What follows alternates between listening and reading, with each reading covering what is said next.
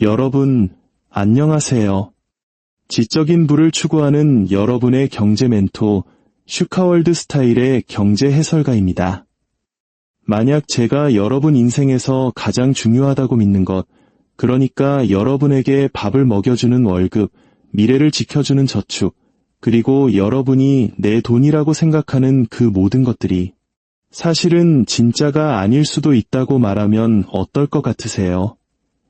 정부와 중앙은행이 허공에서 돈을 찍어내고 하룻밤 사이에 그 가치를 휴지 조각으로 만들어버릴 수 있는데도 우리는 여전히 그 돈을 신성불가침한 것처럼 믿으라고 강요받고 있다면요? 이거 완전 음모론 같죠? 하지만 아닙니다. 이것이 바로 우리가 사는 세상의 현실입니다. 그리고 이 모든 것이 바뀐 결정적인 순간은 대부분의 사람들이 깊이 잠들어 있던 어느 날 밤에 이미 일어났습니다. 만약 여러분이 이 거대한 금융 시스템의 환상 너머에 있는 진실을 꿰뚫어보고 진짜 부를 쌓는 지혜를 얻고 싶다면 지금 바로 구독 버튼을 누르는 것이 그 첫걸음입니다. 이건 단순한 클릭이 아니라 여러분 자신의 미래를 위한 현명한 약속이니까요. 자, 그럼 시간 여행을 시작해 봅시다. 그 운명의 날은 1971년 8월 15일이었습니다. 리처드 닉슨 당시 미국 대통령이 일요일 밤 정규 방송을 중단시키고 텔레비전에 등장했습니다. 그는 침착하고 권위 있는 목소리로 미국이 달러를 금으로 바꿔주는 소위 금 태환을 일시적으로 중단하겠다고 발표했습니다. 쉽게 말해 이제 다른 나라 정부들이 아무리 달러를 많이 들고 와도 미국이 보관하고 있던 금으로 바꿔주지 않겠다는 선언이었습니다. 일시적이라고 했죠. 비상조치라고도 했습니다. 하지만 그건 영원한 조치였고 그야말로 혁명적인 사건이었습니다. 그날 밤 돈과 현실 세계를 잇던 마지막 끈이 끊어졌습니다. 달러는 더 이상 실물 자산인 금을 보장하는 약속 증서가 아니었습니다. 그저 정부의 말을 믿으라는 믿음의 증표, 그 이상도 이하도 아니게 된 것입니다. 이게 왜 그렇게 중요한지 이해하려면 시간을 조금 더 거슬러 올라가야 합니다. 제2차 세계대전이 끝난 후 세계 지도자들은 브레튼 우주체제라는 것을 만들었습니다. 이 시스템의 핵심은 간단했습니다. 전 세계 모든 통화의 가치는 미국 달러에 고정되고 미국 달러의 가치는 다시 금에 고정되는 것이었죠. 금 1온스당 35달러. 이 약속은 세상에 안정감을 주었습니다. 인플레이션은 통제되었고 무역은 예측 가능했으며 금은 모든 가치의 최종다 역할을 했습니다. 하지만 1960년대 후반 미국은 곤경에 처했습니다. 베트남 전쟁에 엄청난 돈을 쏟아붓고 있었고 국내에서는 복지 프로그램을 확대하느라 재정이 바닥나고 있었죠. 달러는 전 세계로 홍수처럼 퍼져나갔지만 정작 미국의 금고인 포트녹스에 있는 금의 양은 그 속도를 따라가지 못했습니다. 원가 낌새를 챈 프랑스 같은 나라들이 줄을 서기 시작했습니다. 여기 당신들이 준 종이를 가져왔으니 약속대로 진짜 금속으로 바꿔주시오. 미국은 깨달았습니다. 더 이상 그 약속을 지킬 수 없다는 것을요. 닉슨의 발표는 원래 급한 불만 끄려는 임시 방편이었습니다. 하지만 금으로 가는 창구는 두 번 다시 열리지 않았습니다. 1970년대 중반이 되자 세계는 돈의 새로운 시대에 접어들었습니다. 금이 아닌 국가의 명령에 의해 가치가 보장되는 시대. 경제학자들은 이를 라틴어 그대로 될지어다에서 유래한 피아트 머니, 즉 명목화폐라고 부릅니다. 실제로 이것이 의미하는 바는 돈은 정부가 돈이라고 말하기 때문에 존재한다는 것이었습니다.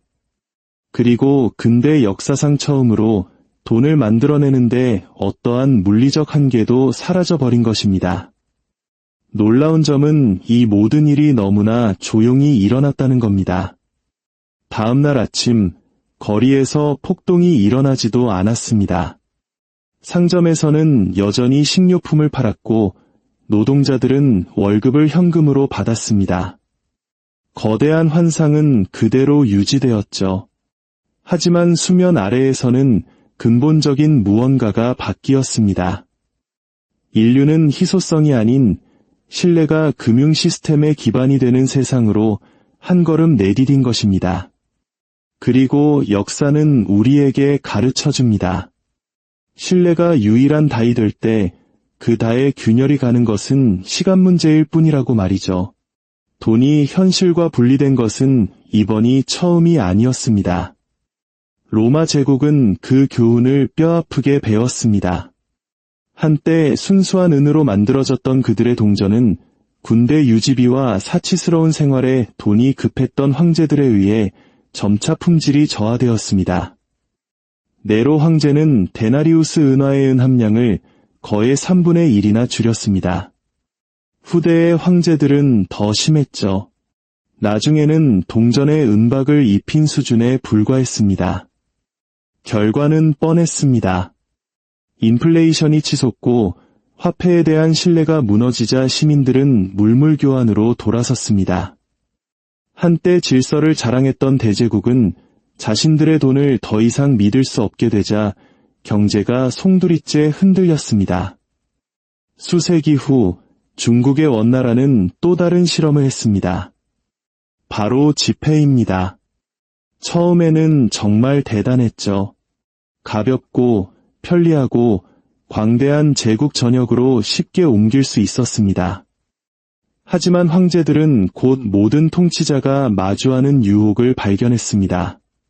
백성들에게 세금을 걷는 것보다 그냥 필요할 때마다 돈을 찍어내는 게 훨씬 쉽지 않겠습니까?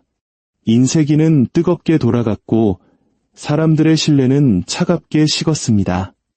상인들은 지폐를 거부했고 인플레이션은 걷잡을 수 없이 치솟았으며 이 위대한 프로젝트는 결국 붕괴로 끝났습니다. 패턴이 보이시나요? 기술은 바뀌고 시대도 바뀌지만 유혹은 그대로입니다. 통치자들이 돈을 실물 가치로부터 분리시킬 수 있게 되면 그들은 반드시 그렇게 합니다. 그리고 그럴 때마다 그 대가는 언제나 대중이 치르게 됩니다. 이것이 바로 1971년 닉슨의 조치가 단순한 하나의 사건이 아니었던 이유입니다. 그것은 아주 오래된 노래의 또 다른 구절일 뿐이었습니다. 이번에 달랐던 점은 그 규모였습니다. 로마가 무너져도 세상은 계속되었습니다. 원나라가 실패해도 다른 곳에서는 무역이 살아남았습니다. 하지만 1971년의 달러는 단순히 미국의 화폐가 아니었습니다. 그것은 전 세계 시스템의 척추였습니다. 달러가 금을 버리자 전 세계가 그 뒤를 따랐습니다. 환율은 춤을 추기 시작했고 중앙은행들은 실험에 나섰으며 정부들은 한계없는 부채라는 달콤한 마약에 빠져들었습니다. 처음에는 이 시스템이 잘 작동하는 것처럼 보였습니다. 금이라는 족쇄에서 풀려난 중앙은행들은 성장을 촉진하기 위해 금리를 내릴 수 있었습니다. 정부는 빚을 계속 롤오버할 수 있다는 사실을 알기에 마음껏 돈을 쓸 수 있었죠. 대중도 적응했습니다. 1970년대의 인플레이션은 고통스러웠지만 80년대와 90년대에 들어서자 상황은 안정되는 듯했습니다. 새로운 정설이 탄생했습니다. 중앙은행이 마치 엔지니어가 기계를 미세 조정하듯 경제를 관리할 수 있다는 믿음, 바로 통화 정책이라는 것이죠. 그리고 이 정책은 우리에게 수십 년간의 신용붐, 버블, 그리고 붕괴를 선물했습니다. 매번 이전보다 더 큰 규모로 말입니다. 하지만 역사가 분명히 보여주는 진실은 이것입니다. 이런 시스템은 안정을 위해 설계되지 않았습니다. 그것은 가속을 위해 설계되었습니다. 부채는 계속 늘어나야 하고 통화 공급은 계속 팽창해야 하며 신뢰는 계속 유지되어야 합니다. 만약 속도가 느려지면 시스템은 붕괴할 위험에 처합니다. 마치 상어처럼 계속 헤엄치지 않으면 죽는 것과 같습니다. 그리고 바로 그 지점에 오늘날 우리가 서 있습니다. 돈이 믿음 외에는 아무런 앵커도 없는 세상. 중앙은행과 정부가 인쇄기를 궁극의 무기처럼 여기는 세상. 1971년 이후 전 세계 부채는 이전에는 상상도 할 수 없었던 수준으로 폭발했습니다. 1970년 미국의 연방 부채는 약 3,700억 달러였습니다. 오늘날 그 숫자는 34조 달러를 훌쩍 넘습니다. 이 숫자들이 너무 커서 현실감이 없죠. 마치 별까지의 거리를 상상하려는 것처럼 아득합니다. 하지만 이 시스템은 바로 그 숫자들이 의심받지 않는다는 가정하에 유지됩니다. 우리가 겪어온 위기들을 생각해 보세요.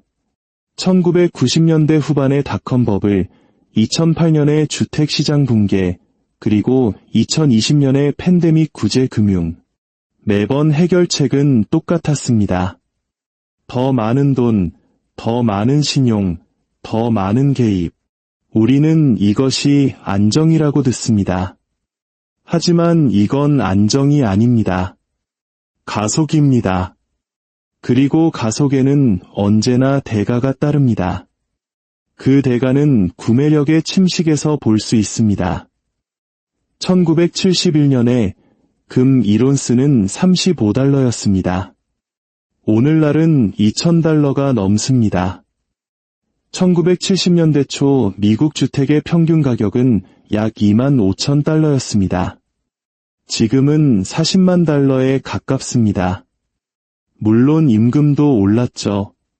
하지만 자산 가격 상승률에 비하면 턱없이 부족합니다. 바로 이 시스템이 대한민국에서 영끌과 벼락거지라는 슬픈 신조어를 만들어낸 주범입니다. 월급만 꼬박꼬박 모으면 바보가 되는 세상. 더 열심히 일하고, 더 적게 저축하고, 더 적게 소유하며 모든 것에 더 많은 돈을 지불하는 것. 이것이 명목화폐 시대에 사는 대부분 사람들의 현실입니다. 그리고 시스템은 우리에게 이것이 정상이라고 믿으라고 강요합니다. 이건 단지 미국만의 이야기가 아닙니다. 달러가 금을 버리자 다른 모든 주요 통화가 그 뒤를 따랐습니다. 유럽, 일본, 중국 그 어느 나라도 실물 가치에 묶여있지 않습니다. 이제 모든 중앙은행은 똑같은 게임을 하고 있습니다. 금리를 조작하고 부채를 부풀리고 신뢰가 무너지지 않기를 기도하는 게임이죠. 그리고 여기 잔인한 진실이 있습니다. 신뢰는 무너지기 전까지는 유지됩니다. 역사가 그것을 명확히 보여줍니다. 1920년대 바이마르 공화국을 보십시오. 전쟁 배상금에 짓눌린 정부는 빚을 갚기 위해 돈을 찍어냈습니다. 처음에는 효과가 있었죠. 공장이 다시 돌아가고 노동자들은 월급을 받았고 시스템은 그럭저럭 굴러갔습니다. 그러다 물가가 매주 그리고 매일 2배로 뛰기 시작했습니다. 사람들은 손수레에 돈을 싣고 다녔고 아이들은 쓸모없어진 지폐로 연을 만들었습니다. 마침내 신뢰가 무너지자 경제 전체가 붕괴했고 그 자리에는 분노와 극단주의 그리고 더 어두운 시대의 시안만이 남았습니다. 아니면 아르헨티나를 생각해보세요. 지난 세기 동안 9번이나 국가 부도를 낸 나라입니다. 매번 사이클은 똑같았습니다. 과잉 지출, 인플레이션, 평가절하, 붕괴, 그리고 리셋. 아르헨티나 사람들은 자국 통화로 저축하는 것이 어리석은 짓이라는 현실에 적응하며 살아왔습니다. 그들은 달러를 매트리스 밑에 숨기거나 부동산으로 도피하거나 이제는 암호화폐로 눈을 돌립니다. 이것이 바로 돈이 그 의미를 잃었을 때의 삶의 모습입니다. 하지만 여기 불편한 질문이 있습니다. 역사가 이 패턴을 계속 보여주는데, 우리는 이것이 전 지구적 규모로 다시 일어나지 않을 것이라고 믿는 걸까요? 미국도, 유럽도, 중국도 예외는 아닙니다. 1971년 이후 우리가 구축한 시스템은 전 세계적으로 연결되어 있고, 신뢰라는 단 하나의 깨지기 쉬운 것에 전적으로 의존하고 있습니다. 한번 그 신뢰가 깨지면 다시 되돌아갈 쉬운 길은 없습니다. 그럼에도 불구하고 대부분의 사람들은 가장 기본적인 질문을 스스로에게 던지지 않습니다. 돈이란 무엇인가? 사람들은 돈을 마치 자연의 법칙처럼 영원하고 의심할 여지 없는 것으로 취급합니다. 하지만 돈은 자연 법칙이 아닙니다. 인간의 발명품입니다. 신뢰와 규칙, 그리고 강제력의 시스템이죠. 옛날에는 조개 껍데기나 소금이 돈이었습니다. 그 후에는 은과 금이었습니다. 다음은 금으로 보증된 종이었죠. 그리고 지금은 아무것도 보증하지 않는 종이 혹은 은행 장부상의 디지털 숫자에 불과합니다. 이 궤적이 보이시나요? 한 걸음 나아갈 때마다 우리는 현실에서 더 멀어지고 추상 속으로 더 깊이 빠져들고 있습니다. 그리고 그럴수록 시스템은 조작에 더 취약해집니다. 이는 우리를 오늘날의 새로운 개척지, 바로 디지털 화폐로 이끕니다. 각국 정부는 중앙은행 디지털 화폐, 즉 CBDC를 출시하기 위해 경쟁하고 있습니다. 그들은 효율성, 편리함, 즉각적인 거래를 약속합니다. 하지만 그것은 또한 완전한 통제를 의미합니다. 모든 거래가 추적 가능하고 모든 돈이 프로그래밍 가능하며 모든 시민의 금융생활이 국가에 투명하게 드러납니다. 돈이 이미 신뢰에 의해 지탱되는 환상이라면 바로 그 시스템이 키보드 하나로 여러분의 돈을 오늘 쓸 수 있게 할지 아니면 못 쓰게 할지를 결정할 수 있게 될 때 무슨 일이 일어날지 상상해 보십시오. 어떤 사람들은 암호화폐가 그 해답이라고 봅니다. 예를 들어 비트코인은 2008년 금융위기 이후 디지털금으로 설계되었습니다. 공급량은 고정되어 있고 그 규칙은 정치인이 아닌 코드에 의해 집행됩니다. 이론적으로는 명목화폐의 끝없는 인플레이션으로부터의 탈출구를 제공합니다. 하지만 변동성이 크고 투기에 취약하며 아직 사람들이 일상적으로 사용하는 돈을 완전히 대체하지는 못하고 있습니다. 그것은 해결책의 일부일 수도 있고 혹은 이 거대한 투쟁이 또 다른 장일 뿐일 수도 있습니다. 여기서 진짜 교훈은 금이나 비트코인, 심지어 명목화폐 자체에 대한 것이 아닙니다. 진짜 교훈은 권력에 관한 것입니다. 돈이 실물로부터 분리될 때마다 권력을 쥔 자들은 자유를 얻고 나머지 우리들은 위험을 떠안게 됩니다. 정부는 능력 이상으로 돈을 쓸 수 있고 기업은 무분별하게 빚을 낼 수 있으며 은행은 버블로 이익을 얻고 모든 것이 무너질 때 그 부담을 지는 것은 평범한 시민들입니다. 그것이 바로 이 사이클이고 함정입니다. 그리고 그 시작은 돈이 더 이상 진짜가 아니게 된 그날이었습니다. 그렇다면 우리는 이 지식을 가지고 무엇을 해야 할까요? 첫째, 더 이상 모른 척하지 않는 것입니다. 부채는 중요하지 않다. 인플레이션은 일시적이다. 정부는 항상 자기들이 뭘 하는지 안다고 스스로에게 말하는 것을 멈춰야 합니다. 역사를 보고 그 징후를 인식해야 합니다. 둘째, 우리 자신을 보호해야 합니다. 단 하나의 마법 같은 자산으로 달려가는 것이 아니라 이 시스템이 무엇인지, 즉 신뢰 위에 세워진 기계이며 언젠가는 반드시 고장 날 것이라는 점을 이해함으로써 말입니다. 금융 교육이 방패입니다. 경제 역사에 대한 지식이 무기입니다. 진짜 부는 단지 돈이 아닙니다. 그것은 환상이 무너질 때 적응할 수 있는 인식, 회복 탄력성, 그리고 능력입니다. 역사는 반복되지 않지만 운율은 반복됩니다. 로마의 데나리우스, 원나라의 지폐, 바이마르 공화국의 지폐, 이 모든 것들은 우리에게 같은 진실을 상기시킵니다. 신뢰가 깨지면 돈은 죽는다. 그리고 돈이 죽으면 사회는 영원히 변한다. 돈이 진짜가 아니게 된 그날은 단지 1971년의 한 날짜가 아닙니다. 그것은 경고입니다. 영원해 보이는 것은 결코 영원하지 않다는 것을 상기시켜주는 경고입니다. 오늘 이야기가 여러분에게 새로운 관점을 주었다면 구독을 눌러주십시오. 역사는 답을 가지고 있습니다. 제가 어디를 봐야 할지 보여드리겠습니다.